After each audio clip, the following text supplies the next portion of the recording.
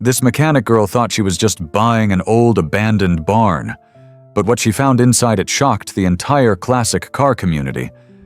Buried under layers of dust and silence was a secret car collection no one knew existed: vintage Mustangs, forgotten Cadillacs, even a Bugatti locked away in a hidden vault for over 40 years. She didn't just uncover rare classic cars, she uncovered a man's legacy and a purpose that would change her life forever. But before we dive in, tell us, where are you watching from? We love seeing our global family in the comments. Let's get started. Most people saw it as just a forgotten shack at the edge of a sleepy, dust-blown town. But to Lena, it was a whisper from the past, a place calling her name through the rusted hinges and ivy-covered walls. Lena wasn't your average girl. She grew up elbow-deep in Greece, watching her grandfather restore vintage cars in a tiny, cluttered garage behind their farmhouse. By the age of 10, she could name every engine part of a '67 Mustang faster than most grown men. To her, classic cars weren't just machines, they were memories, stories frozen in time. After her grandfather passed, Lena struggled to find her place in the world. She bounced between jobs and cities, but her heart always pulled her back to those moments under the hood, where time stood still. One day, a real estate listing changed everything. An old barn was for sale for next to nothing. The photos showed sagging wood, overgrown weeds, and shattered windows. But Lena, she saw something else. She bought it without a second thought. The barn stood alone off a gravel road in Maple Hollow, a forgotten corner of the Midwest where time moved slower. Locals avoided it, saying it had been abandoned for decades. Some whispered stories of a reclusive collector who vanished one winter and never came back. Most just shrugged, calling it junk, not worth saving. But when Lena pulled up that first morning, heart pounding in her chest, something felt different. The wind carried silence like a secret, and the barn towered before her like an ancient guardian, waiting to be remembered. She didn't know it yet, but behind that warped wooden door, a legend was sleeping. The morning was colder than Lena expected. She wrapped her jacket tighter around her as the wind from the open field whipped through the loose boards of the barn. The sun was just beginning to climb, casting golden light across the frost-covered grass. Her boots crunched softly as she stepped through the wild growth, toward the massive doors that had been locked for decades. Chains clung tightly across the handles, rusted, brittle with age, but still holding strong. Lena ran her fingers across them, feeling the years in the corroded metal. With a sharp breath, she pulled out the bolt cutters she had brought along. It took 2 solid tries, but the chain finally gave in with a loud snap that echoed into the quiet morning like a gunshot. She paused, heart pounding, hand trembling slightly. This was it. The old hinges groaned in protest as she pushed the doors open. A cloud of dust exploded into the air, swallowing the sunlight and stinging her eyes. She coughed, waving it away with one hand, stepping forward with cautious wonder. And then she saw them. At first, they were just shapes. Large, still, cloaked in layers of time, covered in gray sheets that had once been white. Some were torn, revealing bits of chrome and faded paint underneath. Lena froze. All the air left her lungs in a single, stunned breath. It wasn't just one. It wasn't just 2. It was a collection. A secret collection of classic cars, hidden away in silence for who knows how many years.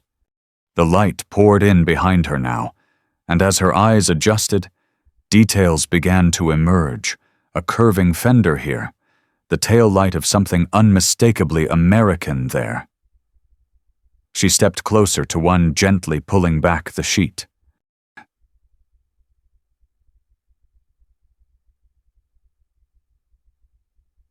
No way, she whispered. It was a 1955 Chevy Bel Air, two-tone paint still clinging to the body like it was holding on to memories. The chrome grille smiled through the dust, and the hood ornament gleamed faintly where the sunlight struck. She circled around it slowly, reverently, afraid even her breath might disturb the fragile atmosphere. Behind it sat what looked like a Ford Mustang fastback, possibly a '66. Further in the shadows, a Cadillac Eldorado, fins sharp like wings frozen in flight. And there were more. At least 10, maybe 15. Every car told a story Lena couldn't yet read, but she could feel it. She could feel him, the man who had once parked them here, one by one, maybe dreaming of restoring them, maybe just holding on to the past like a secret. No documentation, no registration plates, just dust and ghosts. She knelt beside the Bel Air and gently wiped the dashboard. Her fingers brushed across a faded photo tucked behind the steering wheel, a young couple, smiling, holding hands in front of this very car. Her throat tightened. "Who were you?" she whispered.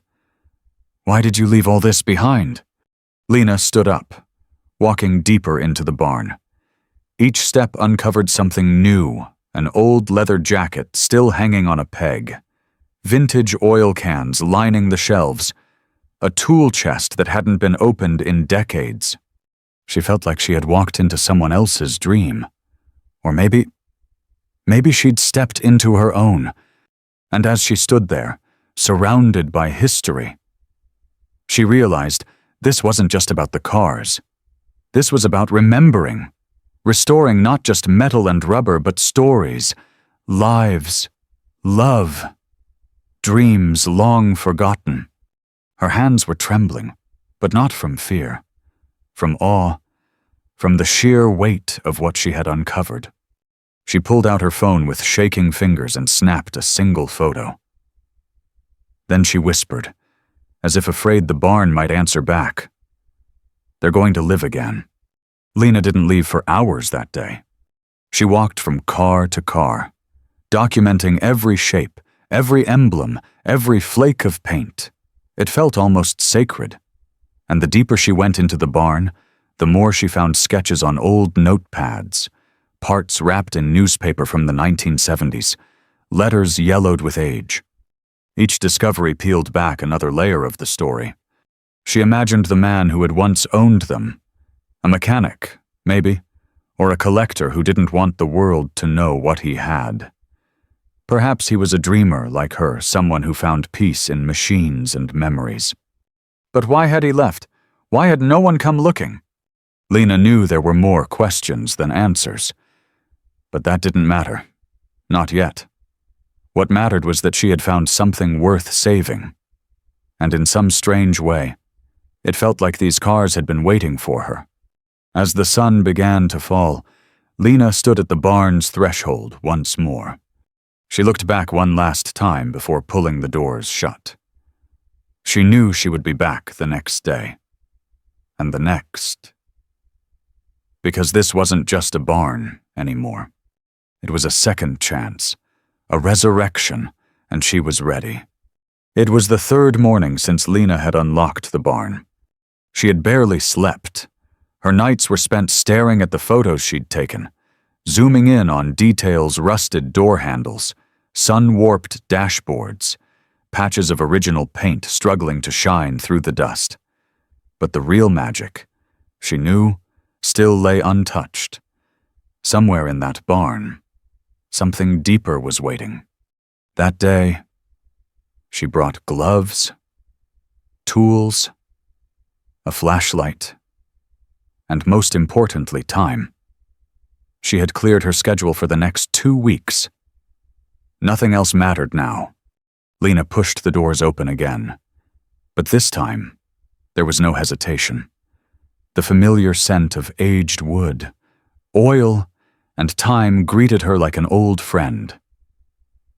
As the light spilled in across the barn floor, she noticed something she hadn't seen before. A trap door. It was tucked beneath a stack of dusty crates in the back corner, almost completely hidden beneath years of neglect. Her breath caught.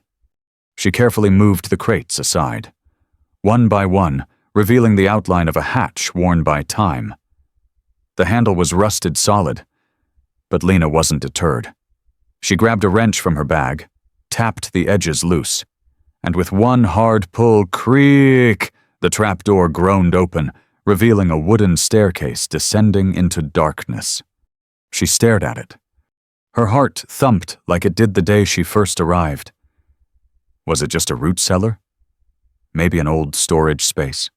Only one way to find out. She clicked on her flashlight and took the first step down. The air grew cooler, damper, and strangely still. Cobwebs brushed against her jacket. Dust floated like ghosts in the beam of light. The stairs creaked under her weight, and at the bottom she stopped. A door. Not just any door, this one was steel, reinforced, with a combination lock. Now her hands were shaking. Who the hell builds a vault beneath a barn? She stepped closer, brushing off layers of grime to reveal the numbers. The lock was old, but it looked intact. She gave it a try, Irozoro. Nothing. 1, 2, 3. Nothing. She stared at it, thinking, if this was personal, maybe it was a birth year, a date, something easy to remember. She tried 1955. Click. The lock fell open in her hand. She stared at it, heart pounding. Then slowly, carefully, she pulled the heavy door open.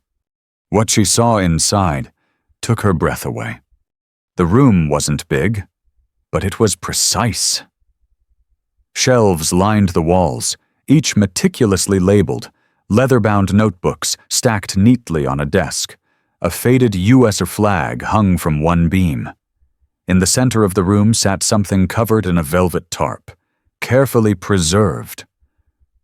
Lena stepped closer, heart in her throat, and lifted the edge. It was a car, but not just any car. It was a 1939 Bugatti Type 57C Atalante, black as midnight, curves smooth as silk, with polished chrome glinting in the flashlight's beam. It looked untouched by time, like someone had placed it there yesterday and simply walked away. Lena dropped to her knees. "Oh my God," she whispered. "You're not real."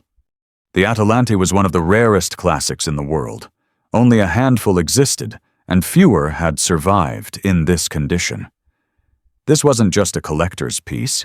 It was a myth, a holy grail in the world of vintage automobiles. How had it ended up here? She looked around the room again, heart still racing.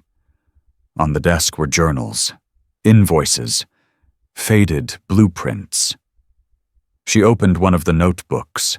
Inside, in careful handwriting, were restoration plans. Not just for the Bugatti, but for all the cars upstairs. Lena read the name written in the corner of the first page. Property of Franklin Adler. She recognized the name immediately. Franklin Adler was a legendary auto engineer from the 1960s, rumored to have retired early and vanished from the public eye. Some said he'd gone mad. Others said he took his secrets with him. No one ever found out. Until now. She felt like she had just unearthed an entire chapter of forgotten history. But it wasn't just the cars.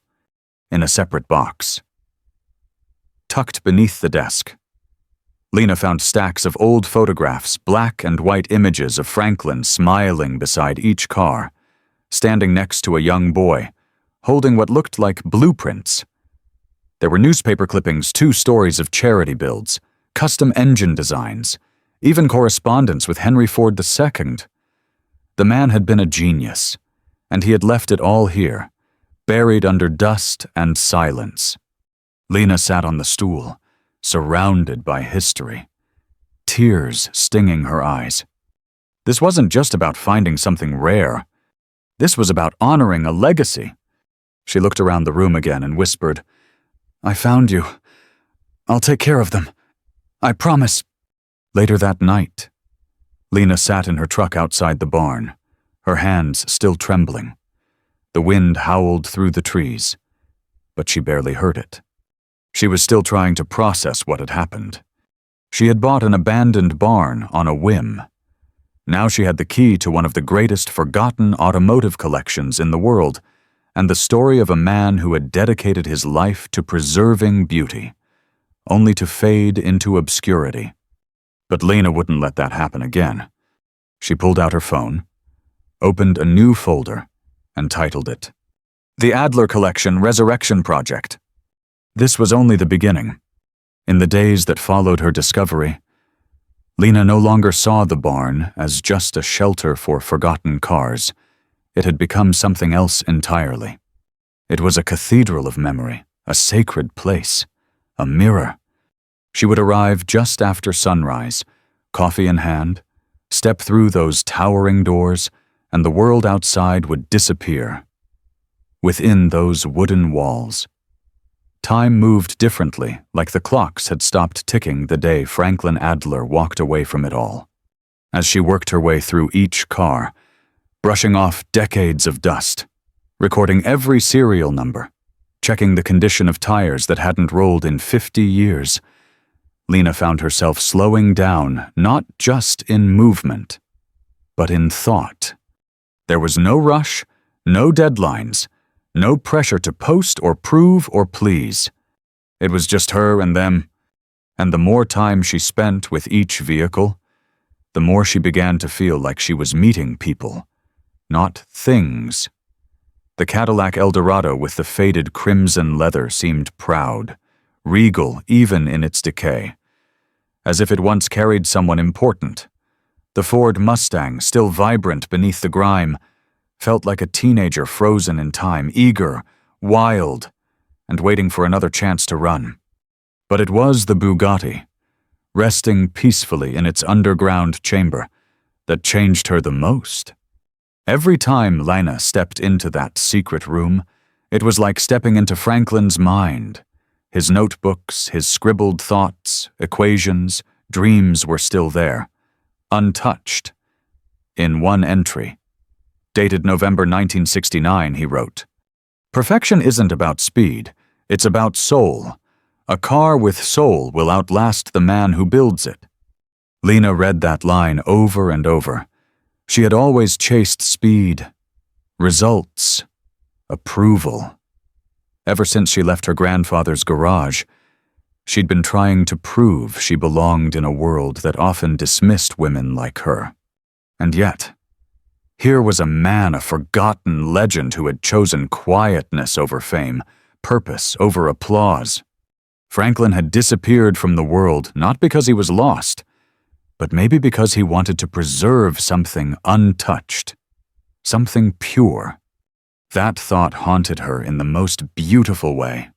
One afternoon, Lena found herself sitting on the floor of the barn, back against a dusty workbench, staring up at the ceiling where rays of sunlight cut through broken beams. She thought about her grandfather. He used to say, "A car doesn't just get you from A to B, it reminds you of who you are along the way." And maybe that's what this was all about.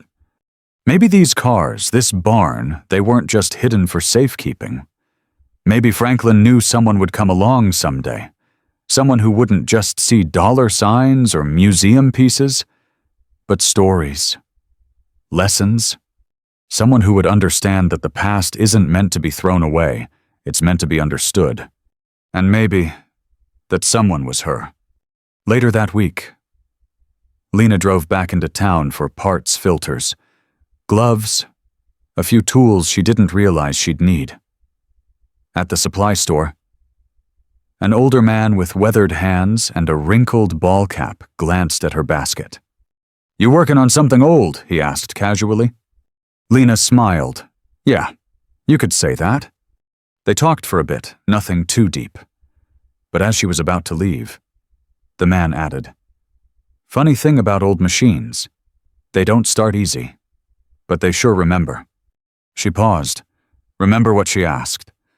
He grinned, how they were built, and who believed in them.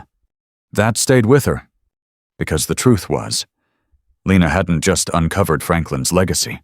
She was beginning to reclaim her own. She no longer felt like she was drifting, no longer haunted by the question of whether she was enough. In the quiet hum of the barn, in the creak of tools and the whisper of sandpaper across chrome, Lena heard her calling. She wasn't here to flip cars. She wasn't here to post a flashy reveal. She was here to restore, to revive, to respect. One night, as a soft rain tapped against the barn roof, Lena stayed late.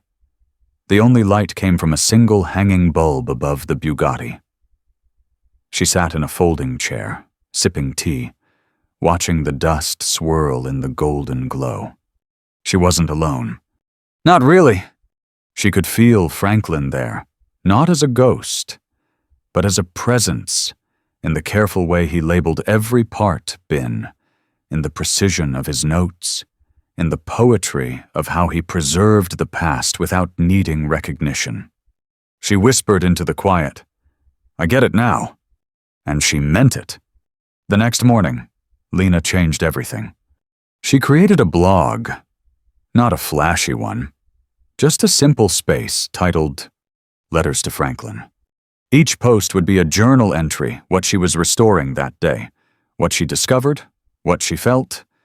She didn't care if 5 people read it or 5 million. It wasn't about likes. It was about continuing the conversation. It was about telling a man long gone that someone out there still believed in what he built and that his work hadn't been for nothing. By the end of that week, Lena wrote this on a scrap of paper and taped it above the barn door. In here, we don't chase fame, we restore legacy, and every bolt we turn is a thank you. She stepped back, looked around the barn, and smiled. She didn't know what the future would bring: auctions, restorations, maybe even a museum. But one thing was certain. She had changed. Because when Lena found those cars, she didn't just uncover a secret collection. She uncovered herself. By the second week, Lena had made a promise to herself and to Franklin. She wouldn't let this collection sit in the dark any longer. Not under her watch, not while those engines still had the potential to sing. It began with one car, the 1955 Chevy Bel Air. She had chosen it not because it was the rarest, but because it reminded her the most of her grandfather. The two-tone color, the swooping chrome, the oversized steering wheel. It all felt like home. But restoring a car wasn't as simple as wiping off dust and turning a key. It required patience, skill, and resources Lena didn't quite have. Still, she knew where to start under the hood, with her hands, and with hope. The first challenge came fast. The engine was completely seized. Rust had taken over. The fuel system was clogged, the carburetor nearly fossilized. She pulled everything apart carefully, placing pieces on labeled mats. Each part told her more of the car's story: how long it had been forgotten, what conditions it had endured, how stubborn it was, and how worth it. And yet, Lena knew she couldn't do this alone. So she did something she hadn't done in years. She asked for help. She reached out to a small online community of classic car restorers, the kind of quiet, loyal people who understood what it meant to bring machines back from the brink. She shared a few photos, careful not to give away too much, and titled her post, "Found a forgotten classic, need guidance, not glory." Within hours, comments rolled in. "Where did you find this beauty? That dash looks original. Protect it at all costs. Let me know if you need carb rebuild kits. I've got extras." One comment stood out: "Looks like Franklin Adler's work." But that's impossible. Lena's fingers froze over the keyboard. She clicked the profile: a retired engineer named Walter King, who had worked for Ford in the 60s. He claimed to have met Franklin once, during a conference in Detroit. They messaged, then they called, then they planned a visit. 2 days later, Walter pulled into Maple Hollow in a rust-colored pickup, wearing a leather cap and a knowing smile. "Been waiting 50 years to see his work again," he said, stepping into the barn with reverence. He walked up to the Bel Air, ran a hand along its side, and nodded. Yup, this was his. Look at the custom mounts. That's Franklin's signature. He always overbuilt the frames. Said they should outlast war, weather, and stupidity. They both laughed. Then they got to work. Word began to spread. First among gearheads, then local reporters, then social media accounts that hunted real stories. Lena tried to keep it small, grounded, authentic, but something about her story was magnetic. Maybe it was the cars. Maybe it was the barn. Maybe it was the heart. Within a month, she had received donations of tools, offers from volunteer mechanics, and even interest from museums. One collector offered her a blank check for the Bugatti. She politely declined. "This isn't about the money," she said. "It's about finishing what Franklin started." So she launched something new. A non-profit, registered under the name the Adler Revival Project. Its mission was simple: to restore vintage vehicles as rolling legacies, to tell the stories of forgotten builders, and to teach future generations what craftsmanship really means. She opened the barn every Saturday for tours. Visitors young and old would walk through, guided by Lena herself. She'd tell them about each car, about Franklin, about the moment she first cracked open the doors and saw dust rise like spirits coming alive.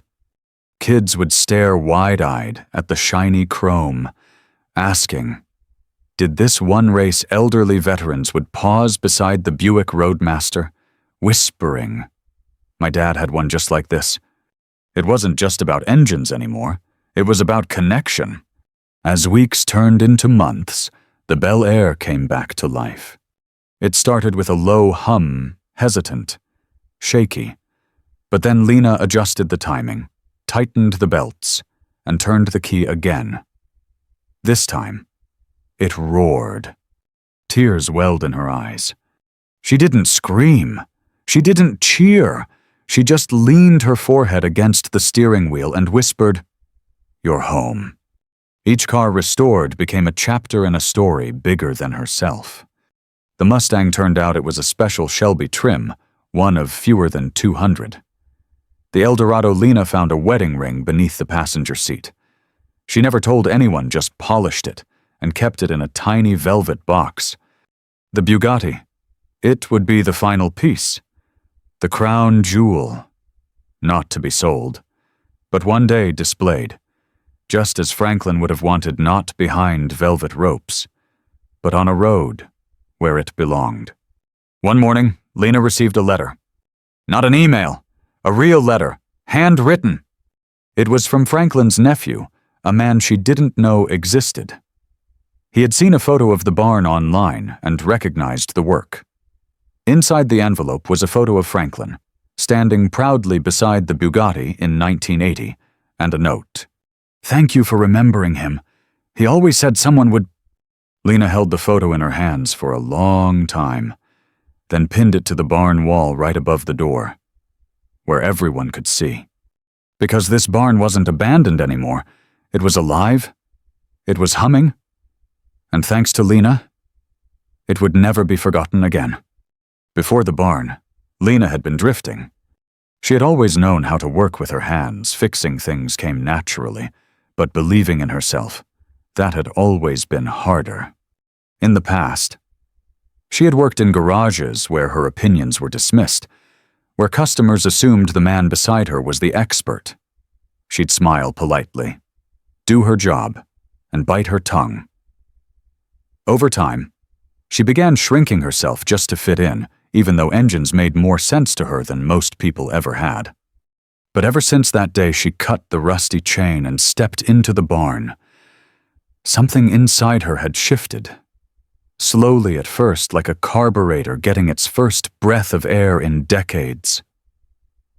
But then, it caught. It ignited. Now, Lena wasn't just restoring cars. She was restoring herself. It was late September when she finally took the Bel Air out for a drive. The leaves had just begun to turn flashes of amber and gold lining the quiet roads around Maple Hollow. She slid into the driver's seat, her hands firm on the wheel, and turned the key. The engine roared to life, smooth, confident, alive. She drove with the windows down, wind in her hair, music humming softly from the radio, an old jazz station barely coming through. But it was perfect. For the first time in years, Lena felt completely at peace. She wasn't running anymore. She wasn't hiding. She was exactly where she was supposed to be. Later that week, a teenage girl named Ellie came to visit the barn with her father. Ellie had always loved cars, but had never met a woman mechanic before. She watched Lena closely, how she handled tools, how she explained each restoration step, how she spoke with clarity and pride. After the tour, Ellie approached her quietly and asked, "Do you think I could do what you do?" Lena smiled. "You already can. You just need to start." That night, Lena cried, not because she was sad, but because she remembered what it felt like to be young, full of fire, and waiting for someone to simply believe in you. And now she had become that someone. As the Adler Revival Project grew, so did Lena's confidence. She began speaking at community centers and schools, sharing not just the technical knowledge, but the stories behind the machines. She talked about Franklin Adler, the man who had quietly built a sanctuary of steel and soul. She talked about the importance of craftsmanship, patience, and preservation. But most importantly, she talked about failure, how she had doubted herself, how she had been overlooked, how finding that barn didn't just change her life, it gave her one. She started teaching weekend workshops at the barn.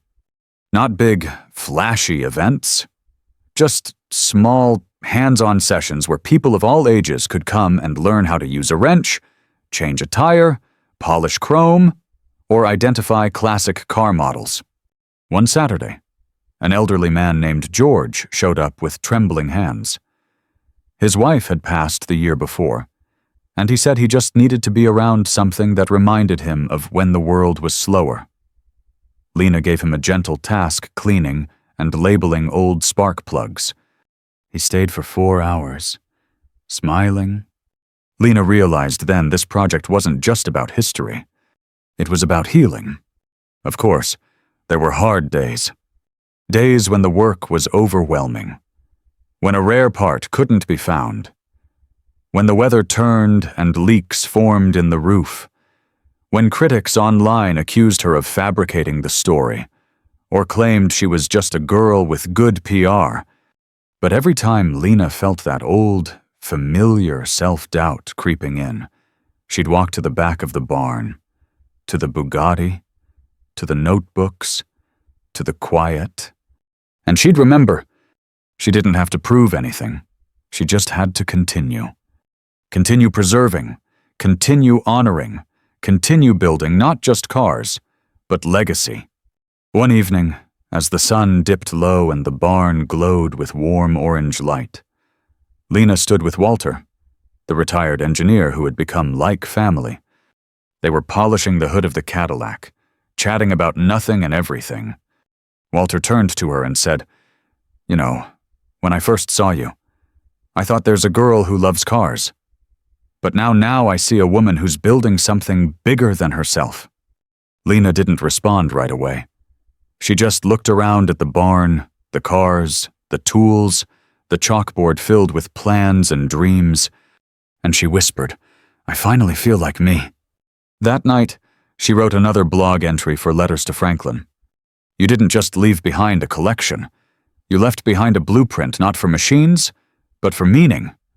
I'm following it the best I can, and I'm not alone anymore." By now, the barn had become more than just a place. It was a beacon, a gathering space for stories, for second chances, for people who had something to say even if all they had was a wrench and a memory. And Lena? She was no longer just the mechanic girl who found a secret collection. She had become something more, a guardian, a mentor, a builder of legacy. It was early spring when the barn opened its doors, not just to visitors, but to the world. The local paper had run a feature on Lena months ago. But this was something else entirely.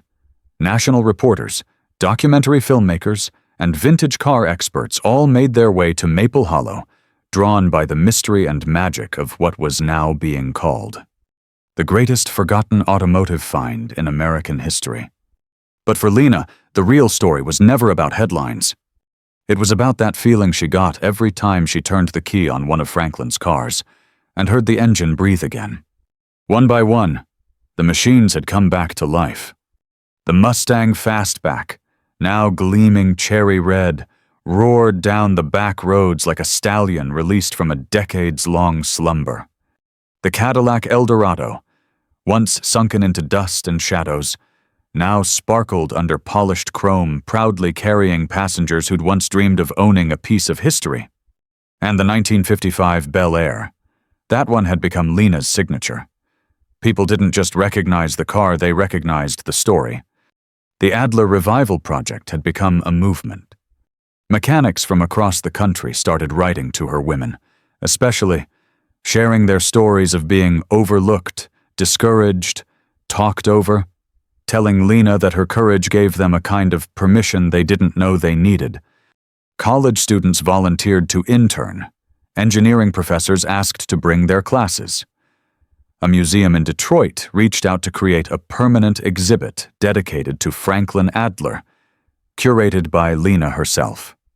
But it wasn't the press or the praise that moved her most. It was the letters. Hundreds of them, handwritten, heartfelt, from people who said that seeing one woman bring a barn full of forgotten relics back to life had given them something they thought they'd lost hope. Hope that their dreams weren't too old, hope that their stories still mattered, hope that it wasn't too late to start again. Lena never forgot where it all began. Some days, she'd still walk into the barn alone, long before the volunteers arrived. She'd make a cup of coffee, sit by the Bugatti, and talk to Franklin in her mind. "See what we did," she'd whisper. "See what you started." She never touched the Bugatti. Not yet. It sat in the center of the barn, beneath a skylight, untouched except for dusting. It had become the heart of the project, a symbol, not just of wealth or rarity, but of intention, of purpose. It would be the last one restored, not because it was the hardest, but because Lena wanted to earn it. On the 1-year anniversary of unlocking the barn, she held a celebration. The small town of Maple Hollow had never seen anything like it. 100 cars lined the road leading to the barn, all classic, all proud. Families brought picnic blankets. Children got to sit in the Mustang and honk the horn. An old man played jazz on a battered trumpet, just like the songs Lena used to hear on the radio while working. There were speeches the mayor, the museum rep, a few mechanics who had helped on the first cars. But the loudest cheer came when Lena stepped up to speak. She didn't have a script. She simply placed both hands on the hood of the Bel Air and said, "When I first came here, I thought I'd bought a forgotten barn. What I found was a story waiting to be told. This isn't about cars. It never was. It's about memory, about honoring the people who build something with their hands and heart, and never ask for applause.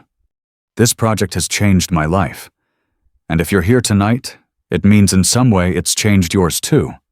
So let's keep building, together." The applause was thunderous, but Lena didn't hear much of it.